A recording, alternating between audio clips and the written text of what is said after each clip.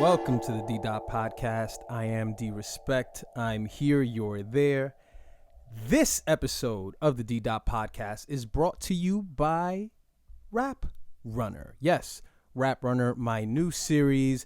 Episode 3 will be posted at 10 p.m. Eastern Standard Time. That's 10 p.m. Eastern Standard Time.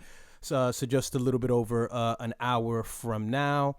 And of course, if you're listening to this in 2 days, in 3 days, just know that episode 3 is in the description below.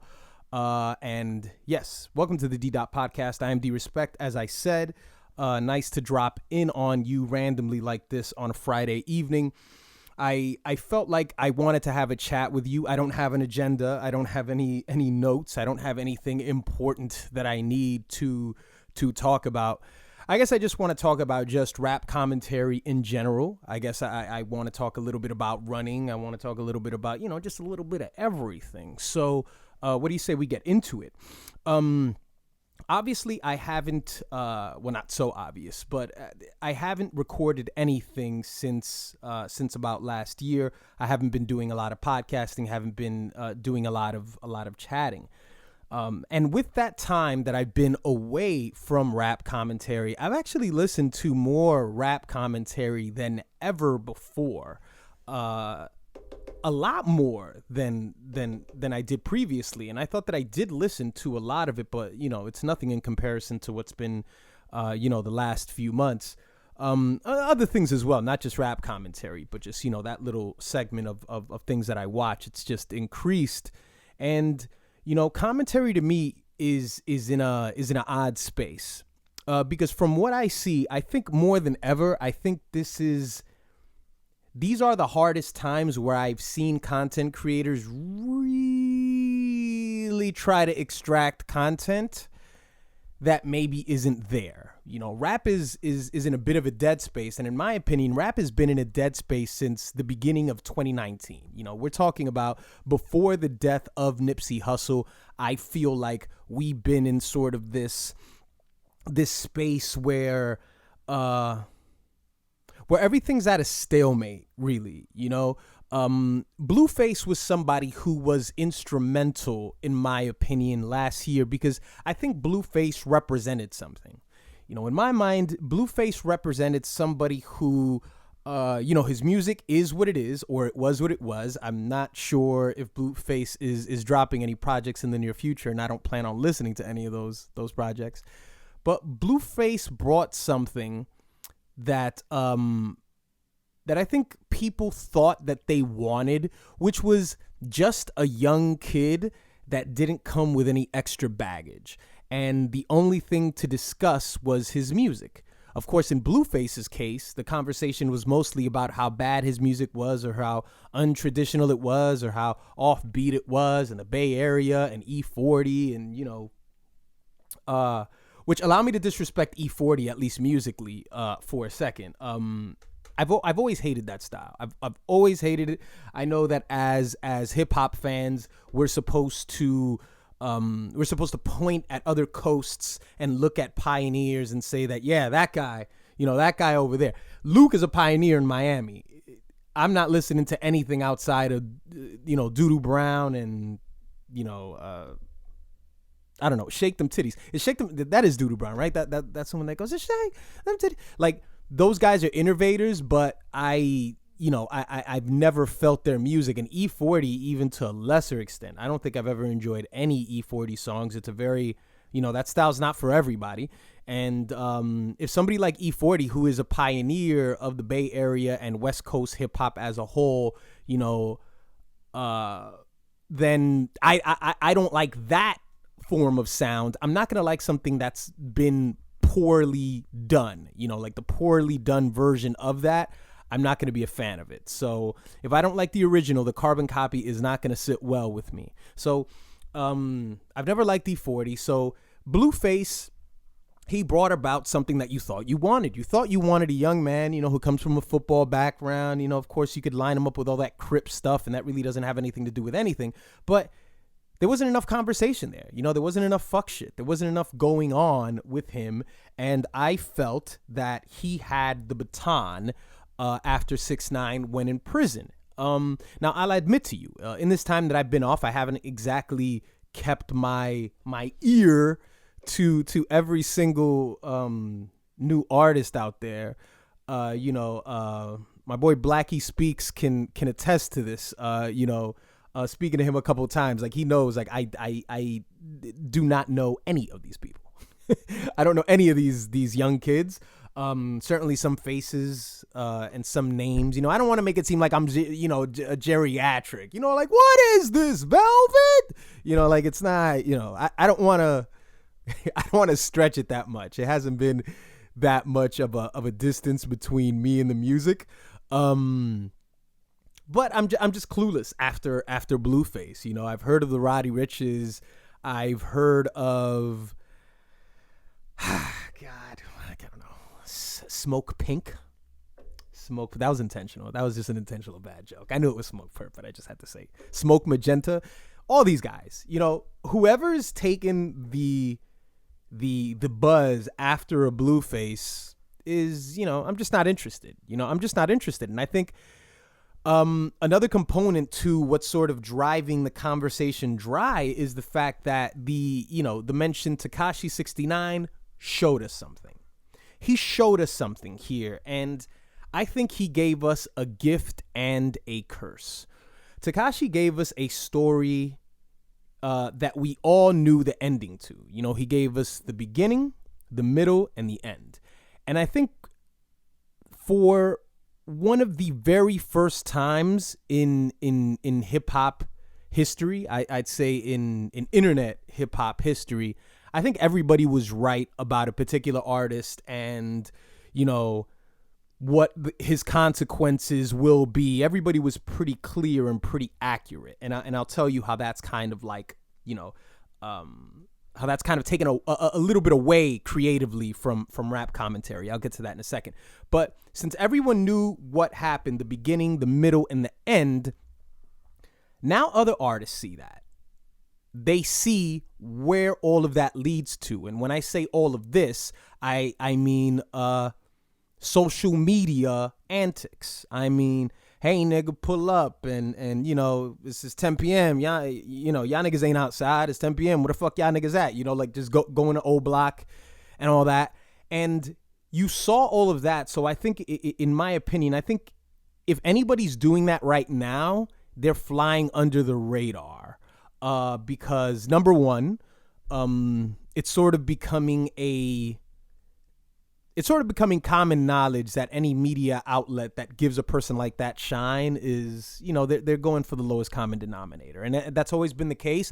But I think with everything that's happening in the news, I think, the whole world is so quote unquote woke that people aren't standing for it anymore. And they understand the nature of that kind of content and the source of that content. And although it's very marketable to, this negative landscape of hip hop media, it's, people know where it's coming from, and they'd rather see something more positive. So even if somebody's doing something like that, it's probably flying under the radar a lot more than it normally would be. So I think people have to come forth and actually bring quality music because of that. You have to garner attention through more traditional means. You just got to market, and, you got to put out music and, be in tune with the right people, little blood sacrifices, that kind of stuff, no, I'm only joking. But to the point that I was going to make before about Tekashi being so predictable, I know I'm not going to be the only one here, look, guys, the sole purpose of me doing this podcast was to, number one, to let you guys know that my episode will air 10 p.m. Eastern Standard Time tonight. Rap Runner episode 3. It's a great episode. If you want to check it out, and if you want more of d.respect like content, there is something within this particular episode tonight that you will enjoy. So it's giving you a little bit of that. But the predictability of Tekashi 69 has sort of turned everybody into like weather people. It's like everybody's a fucking meteorologist now. Everybody wants to predict something. Everybody wants to declare and say, see, I told you this. I was the one that did this, and I was the one that did. I think that has started with Tekashi. You recall back to the to the Fat Joe to the Fat Joe conversation about there's a lot of people, a lot of, I forgot what Fat Joe told him. Fat Joe told him something to the effect where he was just like warning him, like, yo, do you want to be successful? And he gave him the guidance counselor question, like, where do you see yourself in 5 years? So he took him under his wing, at least during that interview. And when Tekashi got arrested, everybody looked at that and said, oh, see, Fat Joe, so Fat Joe was kind of just like anointed as the predictor, or say the elderman, that really warned Tekashi and that let Tekashi know that, within Tekashi's hero's journey, he was the teacher that emerged, and Tekashi wasn't willing to be the intelligent student. He warned him and told him what was afoot, and the whole internet kind of said, oh, see, Fat Joe told him. But it went off from Fat Joe into just everyone else. Everyone else, said, I told you that was gonna happen. I told you he was gonna snitch. That's what everything became about. Everything became about snitching. Everything became about just street stuff, which has always been there. That's always been alive and prevalent. I think anyone who listens to rap music and understands rap music and knows the genesis of rap music understands that when people from the streets, or whatever term you want to use, when they listen to rap music, at least back in the day, it was just like people talking. It wasn't really considered art, not to them. They could digest it and say that, these rappers, they're talking about the real stuff that's really happening, and they're informing us, and, they're giving us wise words and, all that. So there's a difference between that person and the casual hip hop fan. Say like me, for example, who grew up in New York City, and I just loved hip hop. I never, found myself on any street corners, at least that's what I want you to think. I got a past. When I walk down the streets of New York City, people tremble in fear. You actually notice it in the Rap Runner episodes. People like shivering. They're like, oh, fuck, there's that fucking guy. We don't know his name. I'm just making shit up at this point. So there's a big difference between those two fans. And now that the conversation last year turned into snitching. I told you he was going to snitch. I told you, you started seeing like white media outlets, discussing like snitching culture. Like, really? Like, you just saw casual, just casual think pieces about Tekashi and ratting and all this stuff. And I was like, what the hell is happening? On one side, you're kind of relieved that, every kid who is really wrapped into, who's very wrapped into hip hop content, who's very wrapped into, the Breakfast Club and, that whole satellite of Hot 97 and everybody on YouTube and, Complex and, all that stuff.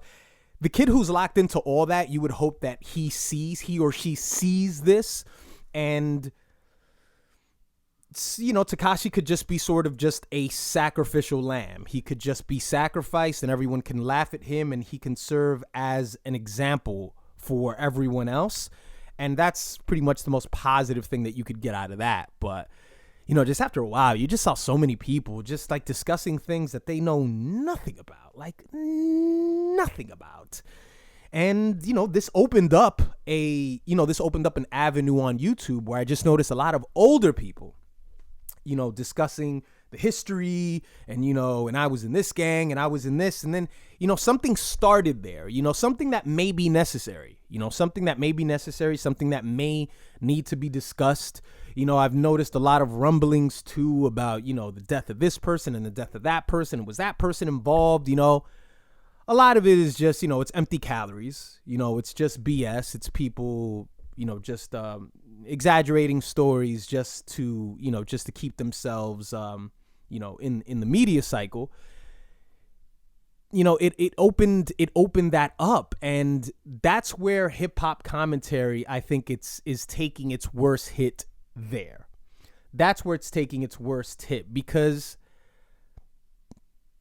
when World Star Hip Hop, for example, when World Star Hip Hop was the prominent website, as I've said before, they took hip hop, they put it in the title, and now everything that was considered to be hip hop was, random people just like, getting into fights with each other, for chicken sandwiches and, or whatever, that became hip hop content.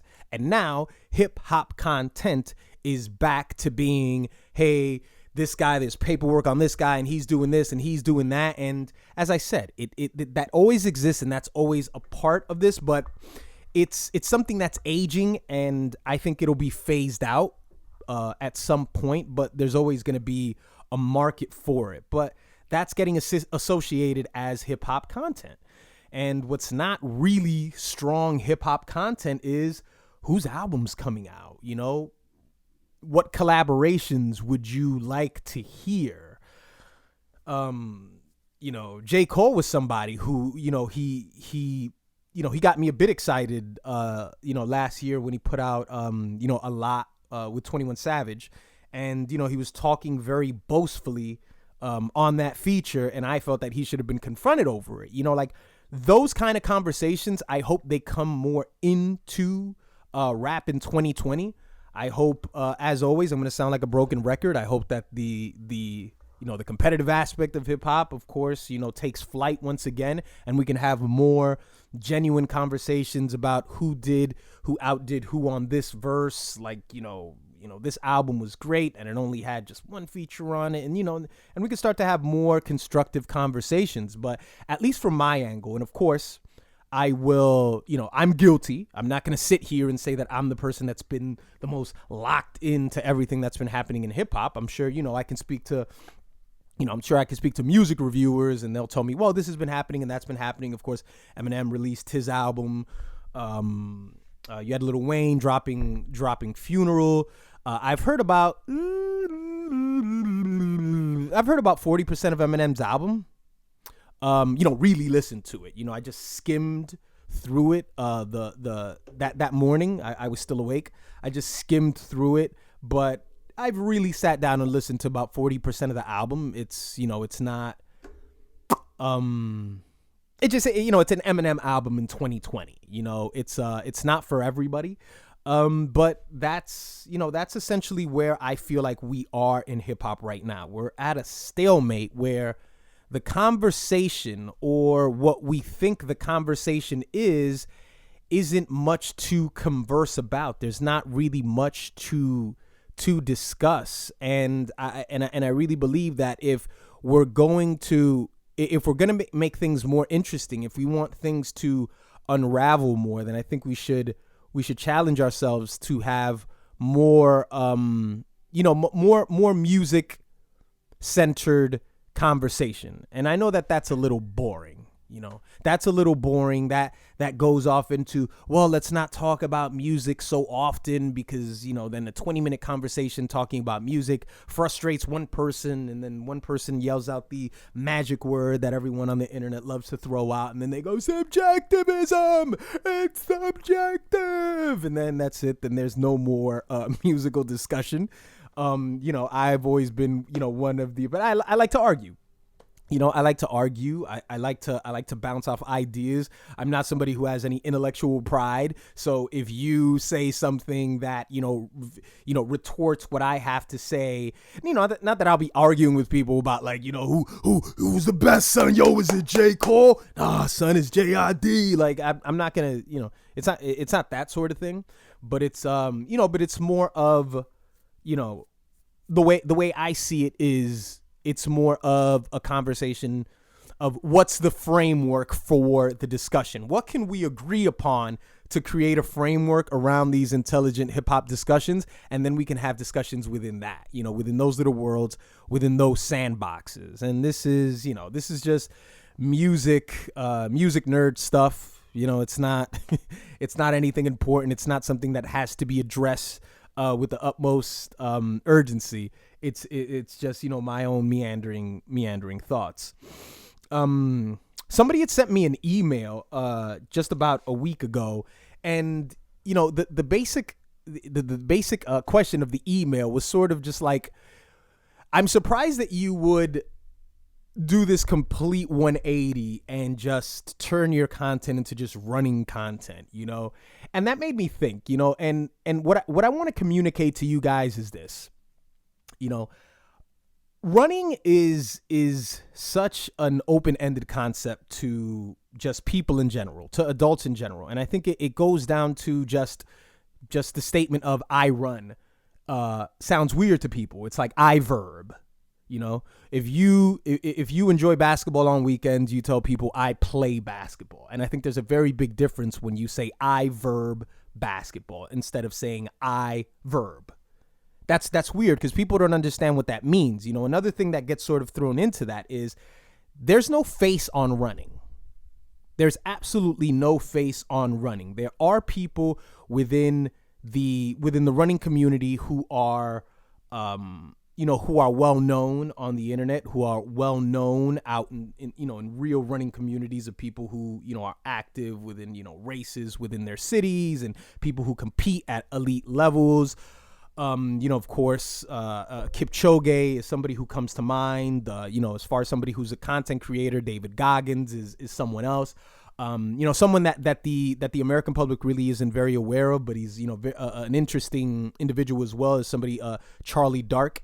He's from the UK. He's got a very well-known running crew out there, Rundum crew.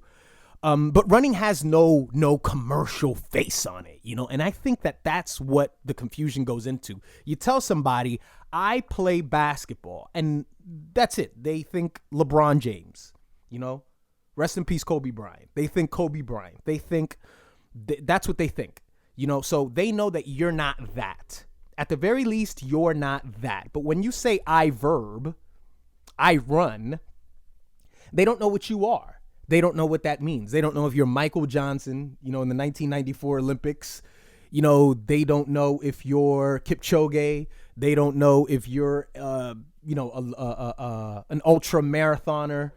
They don't know what that means. So I think that's where the confusion comes in. And I think that's where the need for education on running comes into play, because of course, I don't want to be the boring guy and sit here and talk to you about the health benefits of running. That's not what I want to do. You know that it's beneficial for you to exercise. You know that it's beneficial to you. I'm not here to state the obvious. I'm not here to tell you, hey man, if you guys run, you guys could be healthy. That's no. Somebody would have to know me on a very personal level to understand that that's not who I am at all. When I decided to do this, I just had like this disgust towards most running channels, I guess, that it's kind of like, hey guys, what's up? This is Tim from Tim Runs, and today I'm gonna teach you about neutral sneakers, and it's that's sort of like the ABC, sort of the normal form of storytelling. And I kind of, it always made me, cringe, but, that's not what I'm here for. I'm not here to state the obvious. I'm not here to tell you that running is beneficial or that running is, it's a source of motivation. And I think all that is understood. I think none of that is what running actually is. The activity of running, the actual thing. Everybody knows the benefits. Everybody knows the, Rocky, right? Rocky's like the face of pop culture motivation and determinism and that's all what it's wrapped into. Like, everybody's aware of that. But what I'm commenting about is running from a commercial level, no face. From a commercial level, it's a blip. It's a blip in the face of sports, as a whole. And I think a lot of that also has to do with the fact that it's, since it's just I verb, I run, it's something that you do when you're you're literally running for your life. Swimming is the same thing. I think all those activities that are just, all those activities that, say, for example, are done every day, even by, the US military or just people in general. It just becomes a natural part of everyday living. So when you present someone with, hey, I run and I do this, they're not quite sure how to take it in. And I understand that, and I get it. Running isn't cool. There's nothing about running that's cool. You wouldn't understand it unless you actually did it. So I hope that I can bring a show that mixes both those worlds, because it's a passion of mine. It's something that I do professionally. It's something that I enjoy creating. So I just want to educate you on that part. But, if there's confusion out there, then that's something that I expected. I knew that I was making something that wasn't very conventional, and, something that's going to take a while for people to sort of understand what it is. But once again, that episode of Rap Runner, 10 p.m. Eastern Standard Time. You guys can just, I'm sure you'll be able to see the reminder. Try to watch the show when it's on live. Try to watch the show that way. I think that's the best way to take the show in, because it's an actual show. It's not connected to my everyday personal thoughts. The things that are discussed on the show are, those are the feelings of the individuals on the show. There is no agenda on the show. Anybody that I recorded on the street, there was never a conversation of, I don't want you to say that, I don't want you to do this. It's open-ended. Anyone can say whatever it is that they like. It has nothing to do with me.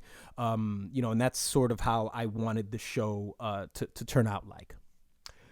But enough about that, right?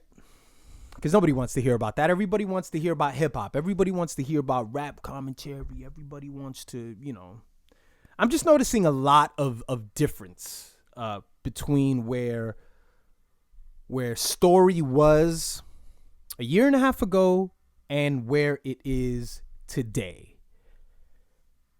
I'm seeing a very big difference. I'm seeing, political, the political game is of course, something that's very important to me, not in the sense of, I am an active voter. I really care about the,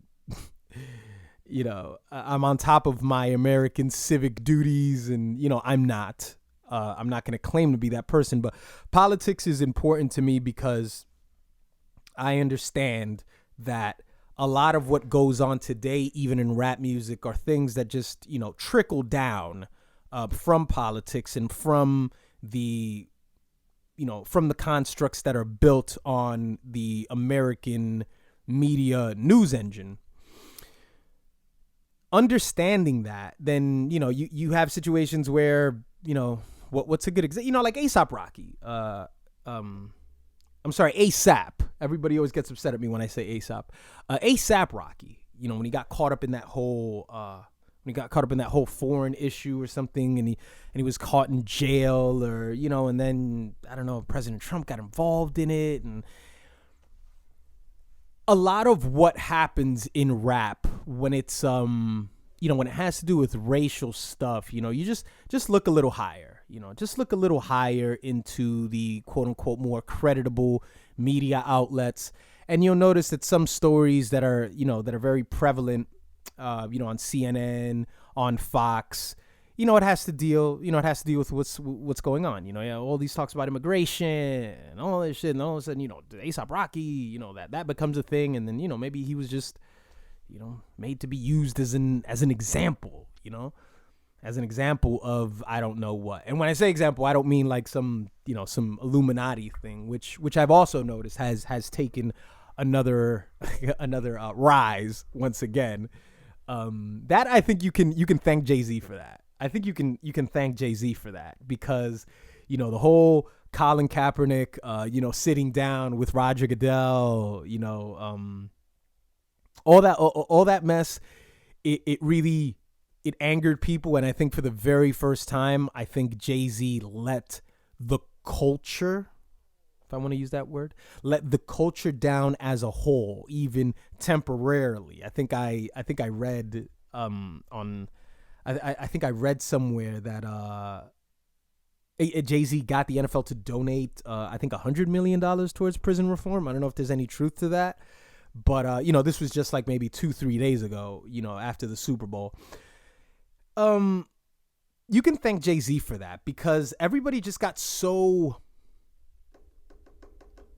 Everybody just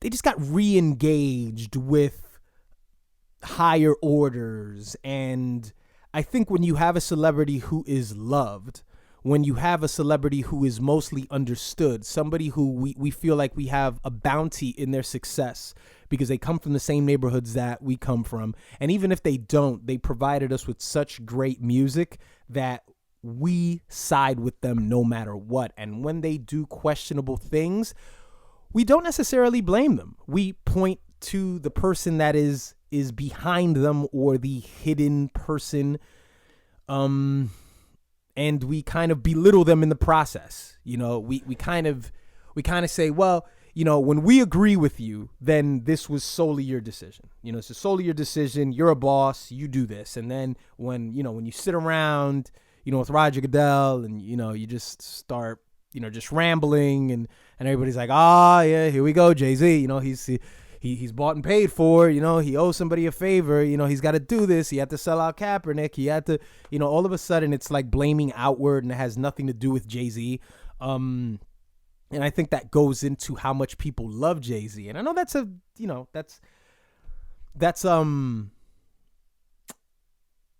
know that's a tough pill to swallow by me saying that, because I'm literally saying when people blame Jay-Z, even then people don't really blame Jay-Z. I think a lot of what came at him wasn't, you did this. It was, man, we don't get it. We thought that this is where you stood.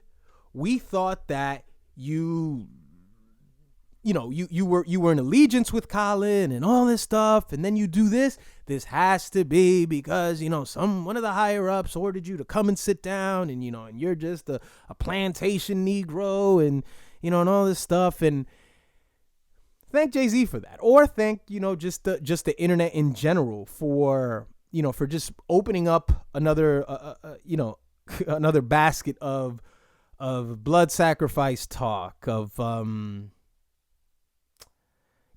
just more talk about, you remember he did this, and then when he did that, that meant that person went to jail, he stabbed Dunn, he was acquitted of that, he was, so this, it's coming back. And so, we start all this retroactive conversation about, things of the past, and, this is because of this, and this is because of that. And it's just like, nah, I'm sick of it. I'm not interested, I'm not interested in your essay about, why Jay-Z is damaging to the culture and everything. You just, it's all this idol worship bullshit. You just build people up. Even when you're knocking them down, you're building them up. You're building them up. I'm like mumbling now. You're building them up in the same way, by saying that they're this evil, stay away from this person. I told you this about Kanye. When you treat somebody like they should be exiled, when you strip people of their blackness, when you strip people of who they are, and you always tend to strip them away when your thoughts don't align with their thoughts. And, I'm sorry to break this to you, but you're not the CEO of anything. You're not a person who wears 10 to 15 hats a day and sits down with Roger Goodell, and all of a sudden, you can't just pretend like you understand what's happening. And then all of a sudden it's like, well, George Soros, and, he's not even connected to this, but, it's just one of those random names that people always tend to throw out, and then on the flip side of that, it's always the, it's always the empowerment crowd, which is great. The empowerment crowd was great, but then they can then get annoying as well. They can get annoying as well, because then it's like Jay-Z, Jay-Z's trying to show us, how to buy a team, which always tripped me out, when it was like Jay-Z is, he's sitting down with NFL owners, and, he's showing us the blueprint to buy a team. Do you have any idea? Like, buying a team is so far beyond like net worth. It's far beyond that. You know, it's far beyond being a billionaire on paper or whatever. It's relationships. You have to have close relationships with other owners in the NFL. You can't just make $1 billion, not understand anything about the industry, and then look. The conversation that we're having is just like, it's just, you know, you're finding a needle in the haystack. You know, when you're saying shit like that, like that's what you're looking for. You know, first you got to make $1 billion. You know, I know you could be a minority owner and not necessarily be $1 billion, but let's just, you know, most NFL owners, I'm pretty sure that they are, you know, they're pretty deep into the B's, you know, at least several times over. That's already difficult in and of itself. You just have to be a person that's wired to do that, and then be knowledgeable about the sporting industry, the sports industry, and have relationships with people, and probably be white. All of that goes into that, you know? So this whole thing about, you know, Jay-Z showing us the blueprint, Jay-Z's, look, aim a little lower. Aim a little lower. Take those ambitions and aim them lower. Aim them towards something that's actually practical and something that's actually possible. You know, I know that's a damning thing to say in today's world, where you're made up to believe that if anyone tells you no, then that person is negative, and you got to walk away from that person because they don't understand your vision, and new year, new me, and blah, blah, blah, blah, blah. I know that's a damning thing for me to say, but some people just have to be realistic. I'm gonna tell you this once and for all. You ready? Once and for all, you ready? You know, got my notebook here, so I gotta get my documents straight before I make this declaration and tell you, you know, something that's gonna break your heart. I'm never gonna own an NFL team. It's never gonna happen for me, guys. It's never gonna happen. Huge failure in life. I know. I understand. You know, not everybody can achieve great things like that. You know, huge failure in the eyes of many, I'm sure. Look, there's plenty of things that you can do. There's plenty of things that you could do. You know, you don't have to do the literal thing that Jay-Z's doing. You know. And that really isn't even a statement towards anything that's Jay-Z. That's just an observation of just ambition and how you should be realistic. You know, be realistic. You know, I'll tell you this. And people know this. If you followed me on Snapchat for, you know, when I was doing Snapchat, I don't know, probably like in 2016, I think, when I was doing Snapchat, and what I would do is, you know, I would normally record inside of my store, inside of my job.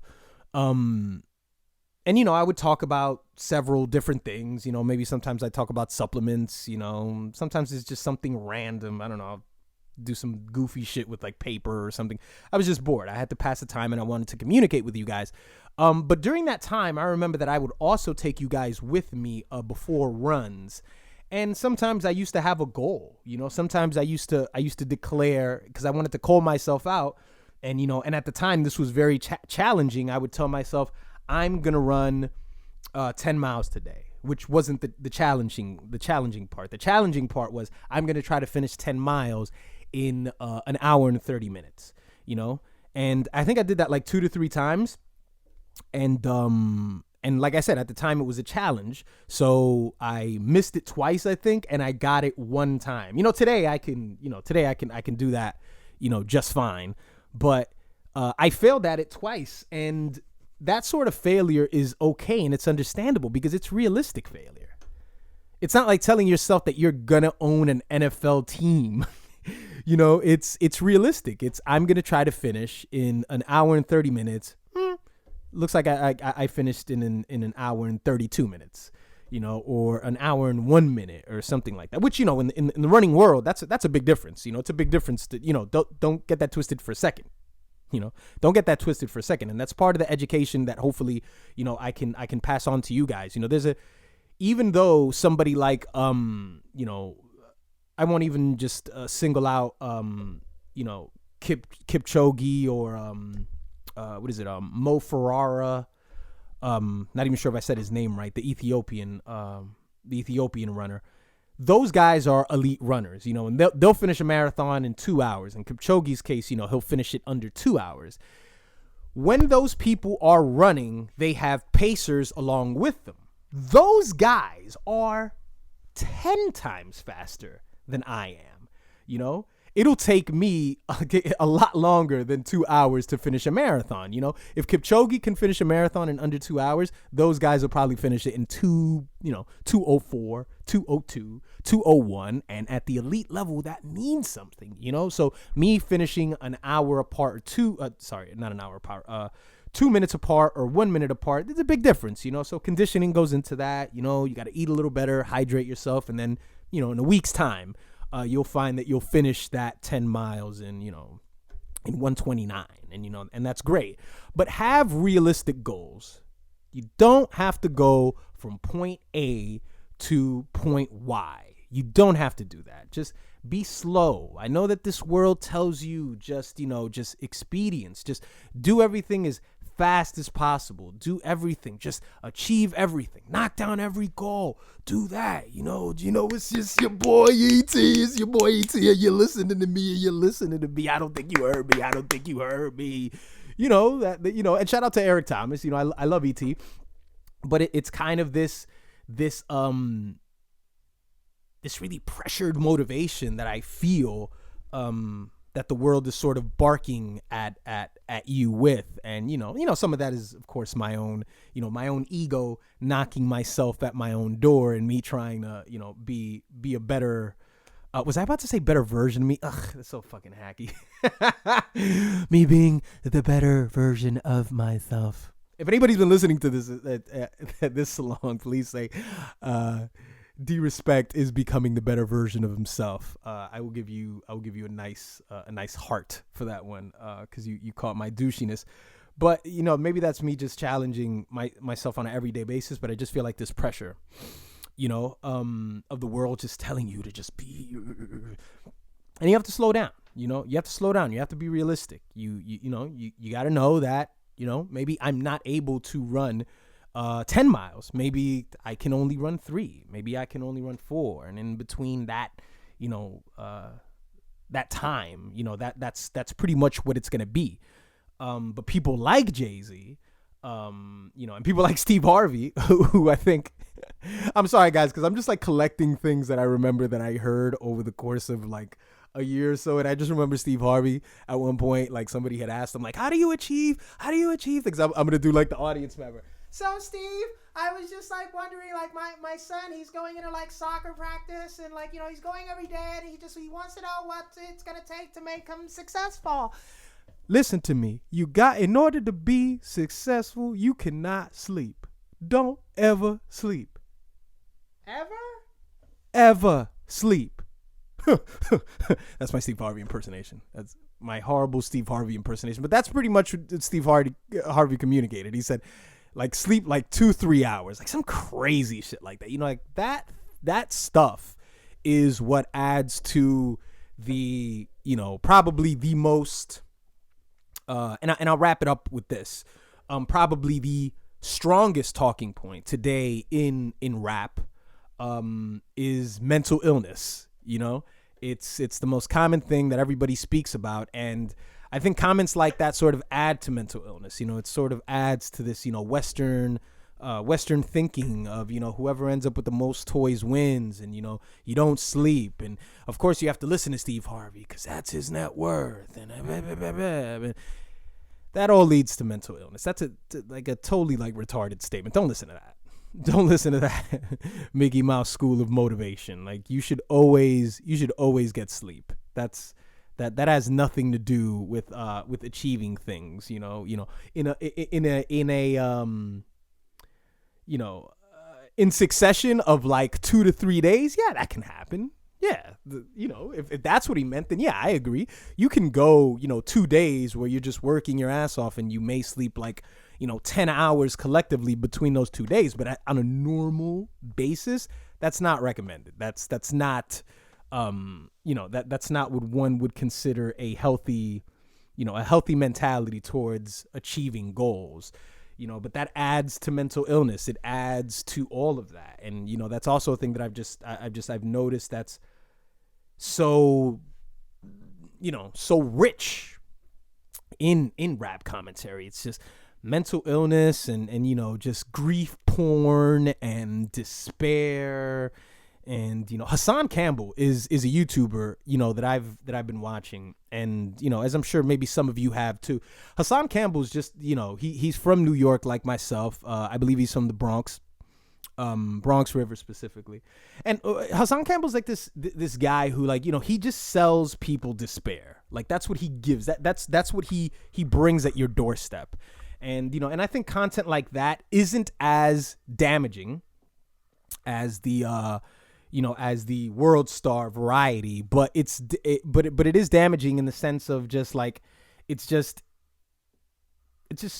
coming from a weak place. It's men coming from a weak place. Men coming from a place of, I'm gonna warn you, this world is dark, and this world is satanic. And it's like, well, okay, so it looks like nobody has a chance, and people tune into it because it's the same reason why people tune into church. They tune in because they want to feel like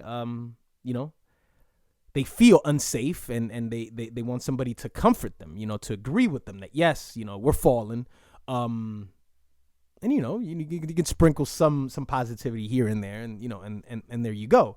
But he's not the only one. It's just despair is being sold all over the internet. It's that and the death of Kobe Bryant doesn't really it doesn't really help us in that department either, because of course that was a tragedy, and that just makes everybody sadder, and everybody's so sad, and everybody's so angry, and everybody's like so Gayle King, and everybody's just like and then you kind of always just figure like everybody's gonna forget about this in 2 days, and that's just how the cycle's been going. That's just how it's been carrying on, and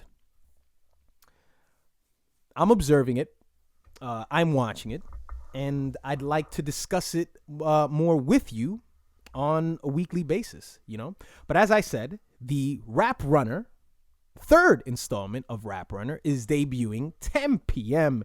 Eastern Standard Time.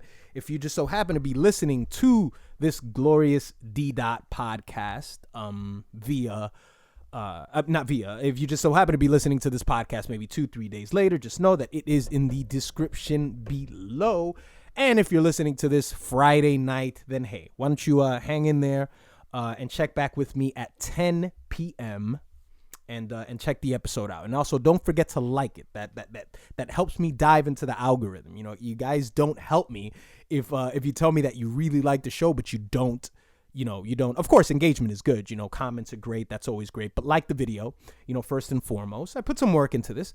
That to me, that's an understatement that I put work into it. But but I enjoy doing it, so I don't feel like you owe me anything. But like the content, it's very appreciated. I'd like it if the comments got up there into the deep hundies. That'd be nice. That would be excellent. So 10 p.m. Eastern Standard Time, the third installment of Rap Runner will debut. We are paying homage to a rap legend. Thank you for listening to the Ddotpodcast. There is a Cash App link in the description below. If you also would like to donate to the podcast, it is greatly appreciated. Thank you.